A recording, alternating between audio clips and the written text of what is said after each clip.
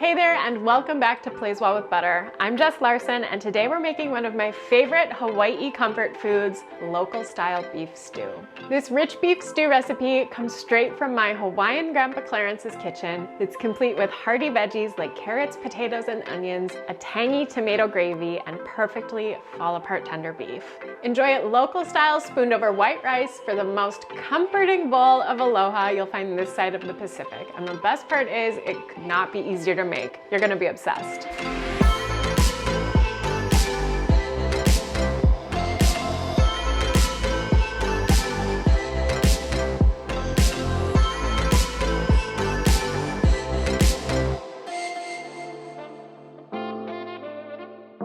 One of the things I love most about this recipe is it's completely veggie loaded.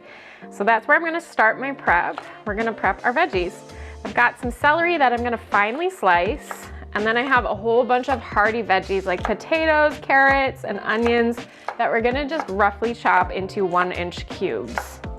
It's stew, so I am totally fine with being pretty rustic here because it's gonna simmer for quite a long time. You still want those identifiable pieces of veggies at the end.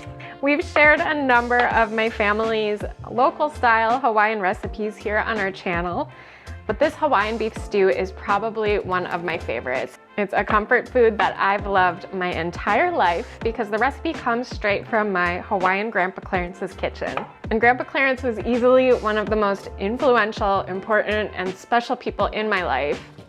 I think a lot of the people that he knew would say that about him. He was just an embodiment of the spirit of aloha, and he was an incredible cook and baker. So some of my most favorite early childhood memories involve baking a pan of muffins with him and then taking it around town to drop it off with the postal workers or with his banker or just anyone that he really appreciated to show his thanks.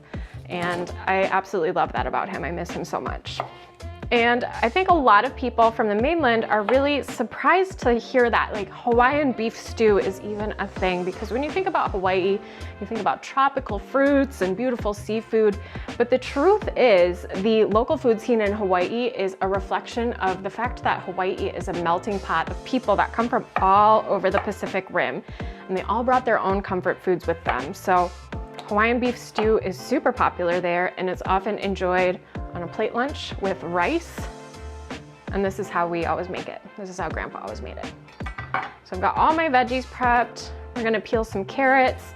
And the thing is with stew, you can leave everything in pretty rustic pieces. You don't even have to peel your carrots if you don't want to.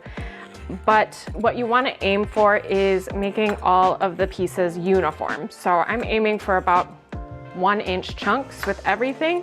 And that way they cook through really evenly and everything's tender. Grandpa was probably one of the first like recipe developers that I ever had in my life, because he would tinker with specifically his baked treats, his cornbread and his banana muffins. He would tinker with those recipes until they were just perfect. So some of them are kind of like secret recipes, like his cornbread has a secret ingredient that we weren't allowed to share. But it took him a long time to figure out how to not make his cornbread sink. Stuff like that. And even when he was getting really old, he always loved like sharing food with other people, even though he couldn't cook. So one of my last memories with him in Hawaii is making his granola, his famous granola. And he was bossing me around the kitchen. Go over here, get the oats. Go over here, get the nuts. Go over here, find this, mix it all up, make it just how he would, but using my hands basically. And then he invited whole bunch of people over. He would even just like get store-bought treats to give away to people. I think he just really loved giving in that way. And as written, the recipe calls for larger yellow onions, but what I had at my store is a little on the smaller side. So I'm just using a few more, and we'll chop these into just real hunky pieces, like so. So we've got our veggies all prepped, and the last little bit of prep that we have before we head over to the stovetop is our beef.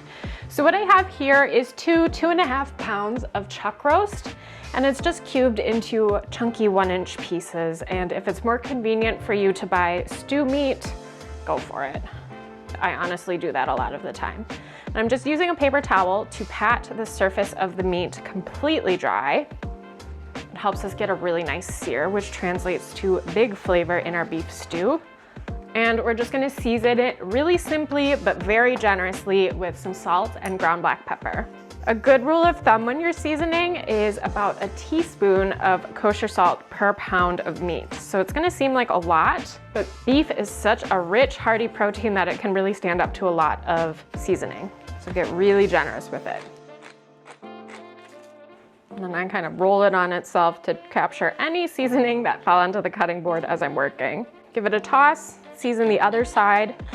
And now what I'm gonna do is I have 1/4 cup of all-purpose flour here. I'm just gonna put it in a bowl. And I'm gonna toss the beef right in there and toss it to coat every nook and cranny of that beef with the flour. And what that does is it helps facilitate what's called the Maillard reaction when we go to sear it on the stovetop.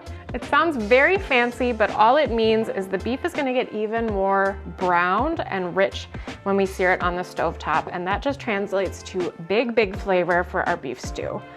And if you have a gluten allergy or you're celiac, you can totally use rice flour here. Just be sure to use a really finely ground rice flour that's very nice and powdery, similar to all-purpose flour. And with this little bit of prep all done, we're ready to hit the stovetop. I've got a nice heavy bottomed pot heating over some good medium-high heat, and we're just gonna coat the bottom with olive oil and add in our seasoned beef. We should hear sizzles as soon as we set that beef down, which is exactly what's happening, so I'm pretty happy with that. And one thing you're gonna wanna be careful about is overcrowding the pan, because an overcrowded pan just creates steam, which prevents browning. And browning is what we want. So if you have to, just work in batches to get everything nice and browned. And we'll cook a couple minutes per side until we have nice golden color all across the beef. Our beef is beautifully browned here, and we have a glorious fond that's built up on the bottom of the pot. Now all that's left to do is build our stew. So we're gonna add in all of those veggies. Got all of our veggies in the pot. We're gonna add in the browned beef. And if you had any drippings on that plate, be sure to get those back in the pot as well, because that is just more beefy flavor. I'm gonna add in a couple tablespoons of tomato paste, 8 ounces of tomato sauce. We'll add in 1/2 cup of Worcestershire sauce and 1/2 cup of shoyu. And shoyu is a Japanese style soy sauce that's super popular in Hawaii. My favorite brand is Aloha, but any low sodium soy sauce works well. And we'll just finish it off with 3.5 cups of beef stock or beef broth. And it's really as simple as that. I'm gonna turn up the heat to bring this to a simmer, and we'll give it a little stir to make sure everything is combined. Once this reaches a simmer, we're just gonna reduce the heat to maintain a really gentle bubble and cover it, and you'll let it do its thing for 2 to 3 hours until that beef is super fall apart tender. We also have complete directions for making this beef stew recipe in your slow cooker, your Instant Pot, or even braising it in the oven, which is my personal favorite. So head over to the full blog post for all of those details, but I'm just gonna let this do its thing for a couple of hours until that beef is perfectly tender. Look at that. It looks amazing. It smells even better. And what I'm just gonna do to make sure that we're all done here is I'm just gonna grab a little piece of beef and just make sure it's totally fork tender, so we can press it against the side of the pot and sort of tear it with a fork. That's exactly what we want. Now for a last little finishing touch, we're gonna thicken this with a slurry. This is totally optional, but I love a really thick and hearty beef stew. So I'm taking some reserved beef stock here. This is a 1/4 cup of all-purpose flour that we're gonna add to it. And I like to do this right in a jar because you can seal it up, give it a good shake, get it all combined, and we're going to stir it right into the stew, and you'll see this happen right in the moment here. It thickens almost immediately. It's kind of magical. So give that a go, stir it in really well, and just watch it thicken up into a really beautiful gravy right before your eyes. Look at that. So beautiful. So I'm gonna let this bubble for a couple of minutes just to cook off that raw flour, and then we're ready to serve. Our stew is simmered to perfection, and all that's really left to do is spoon it into a bowl and enjoy. But on the islands, we always serve it with rice. So that's exactly what we like to do at home too. Calrose rice is what we use, but if you have sushi rice, that works too. And we'll spoon that chunky, hearty beef stew right over top. And the rice is like the perfect little palate cleanser for that rich, hearty gravy. That is a bowl of comforting aloha right at home. This is so hot, but I can't resist it. You gotta go straight to the bottom for some of that rice. That is so good. If you've never been to Hawaii, I'm pretty sure you've never had a beef stew like this. The veggies in the beef are so tender. They've soaked up all of the flavor of that gravy, which is tangy and loaded with umami from that shoyu that we used. You're gonna love this.